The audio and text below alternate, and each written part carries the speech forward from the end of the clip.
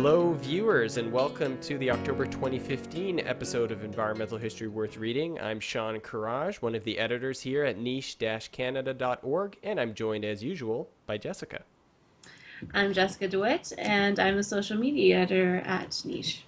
Jessica, you've been keeping tabs on what's been shared on social media, on Twitter, on Facebook, occasionally on Google Plus, I imagine, and picking out some of the best stories, media relating to environmental history on the internet. And we've got another month's picks of Mm-hmm. 5 things to take a look at. And we'll start over at the New Yorker with a piece on Henry David Thoreau.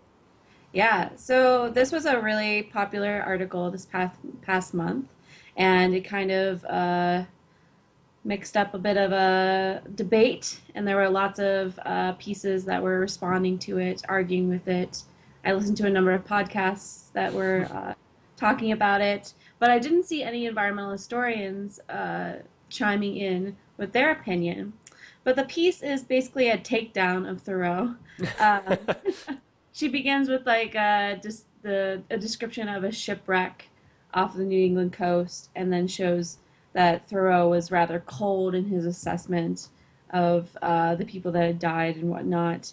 And she talks about how Walden and Thoreau are kind of these figures that we think of mythically, but no one's actually ever read Walden. And I can say that that's true. I've only heard the snippets. And she argues that Walden is less a cornerstone work of environmental literature than the original cabin porn, a fantasy about rustic life divorced from the reality of living in the woods. Um, it kind of reminded me of, decades ago, takedowns of Turner and the Frontier Thesis. Mm-hmm. Um, so I just thought it was interesting, and because it's such a broad debate among people, I think it's important that environmental historians also read it and perhaps get into the fray, because it does have a lot to do with our field. So. Yeah, of course. I mean, especially in American environmental history, Thoreau looms large. And I think, most famously, when Cronin uses Thoreau's journals in the introduction to Changes in the Land, Yeah. and does his own kind of critique of Thoreau to some extent. But it's been interesting to see in popular writing the extent to which these, I guess, canonical figures of American environmental thought are Mm-hmm. being rethought to Yes. some degree. Mm-hmm. We switch gears over to a Canadian uh, podcast and radio show, Ideas, with Paul Kennedy, and an episode on Moses Namer's Idea City Conference and Icicles and Farmers Almanacs. Yeah, so all three segments are really interesting, but the first one is particularly relevant to environmental history, and it's a talk by Tim Clark, who is a writer for the Old Farmer's Almanac. And in his talk, he talks about how people are disappointed when they hear that the almanac doesn't actually use folk methods of predicting the weather, that Mm. they are just as scientific as your, daily weather forecast. But that he wishes to defend the reputation of weather-related folklore.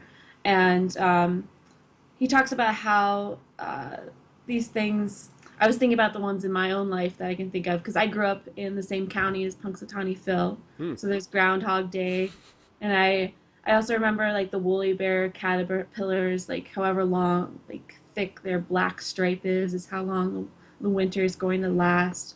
And he talks about how these ideas have evolved through thousands of years of observation and experience, and that they kind of are based on an idea that Mother Nature is benevolent and will prepare her creatures for the long winter. So I just thought it was really interesting, and it came from a source that I don't usually think of as environmental history. Ideas Mm-hmm. doesn't do that a lot of. They mainly do.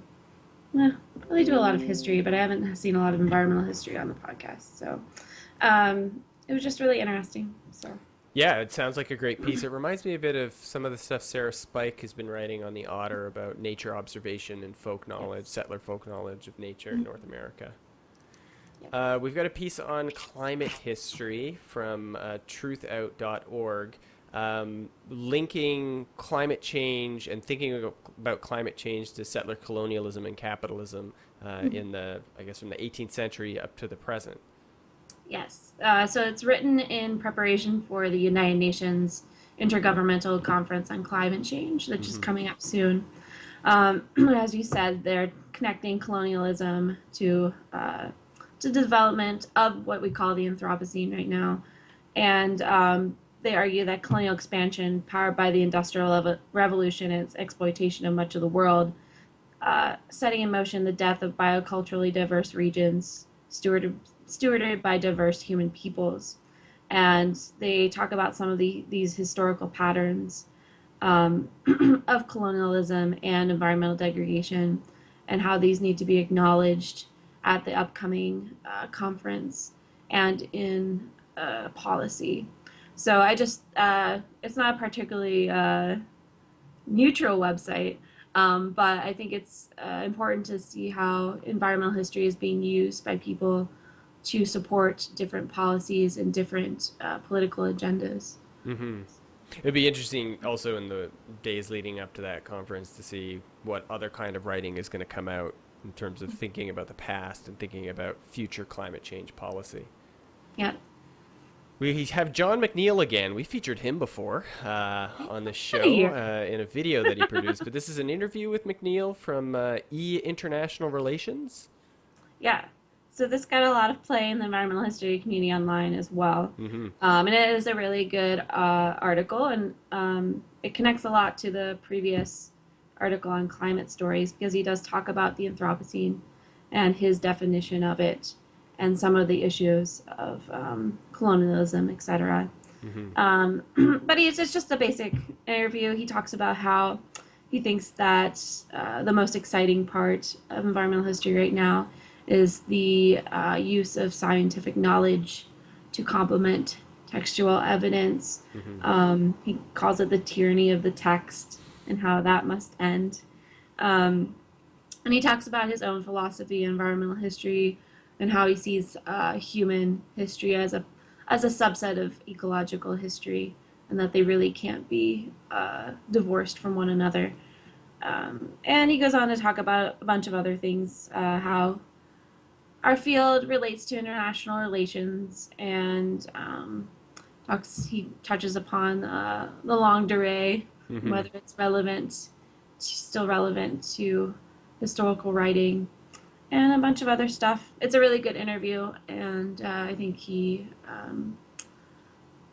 explains a lot about why environmental history is still relevant and important. Yeah, the questions are these big, broad questions, which are great because they provoke McNeil to talk about the field broadly. And that idea that he sets out at the beginning of the interview about merging the textual archive with the bio archive using historical methodology and scientific methodology is great. I mean, that's not totally a new idea in environmental history, but it's something I think perhaps environmental historians can revisit. Mm-hmm. And finally, a seasonal pick for the month of October. Edge Effects did an interview with the author, Cindy Ott, of a book called The Pumpkin, The Curious History of an American Icon. Yeah, so Ott, she talks about how in her everyday life she would notice how significant the pumpkin was culturally, and she began to wonder about why that was. So she started looking into the deeper question of how Americans use nature and history to create these national and personal traditions and the impacts that they have on rural economies. Hmm. So it's just a really expansive interview, and she talks about a lot of pretty much any facet of pumpkin history that you can think of.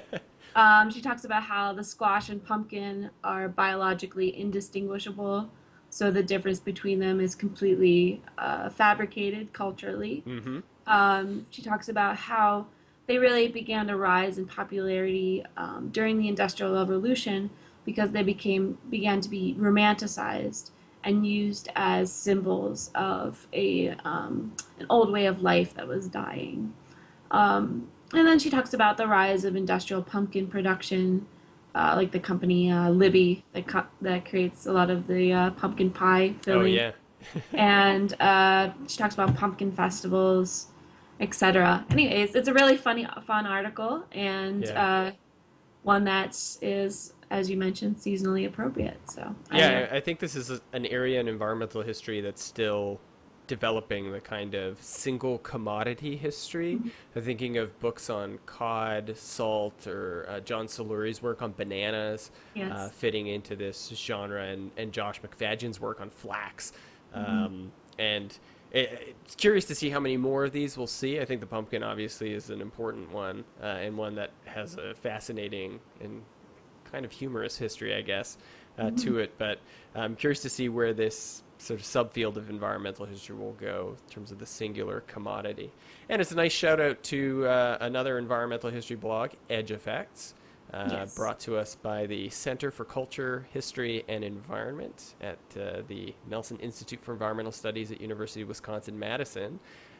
Which we always like to give a shout out to. But of course, readers should take a look at The Otter at niche-canada.org, the Canadian environmental history blog, where you can find articles every week. Usually one or two articles go up a week. And every month you can find this series where Jessica and I we'll talk about some of the greatest pieces of writing and media related to environmental history on the web. Thanks so much, Jessica. Thanks, Sean.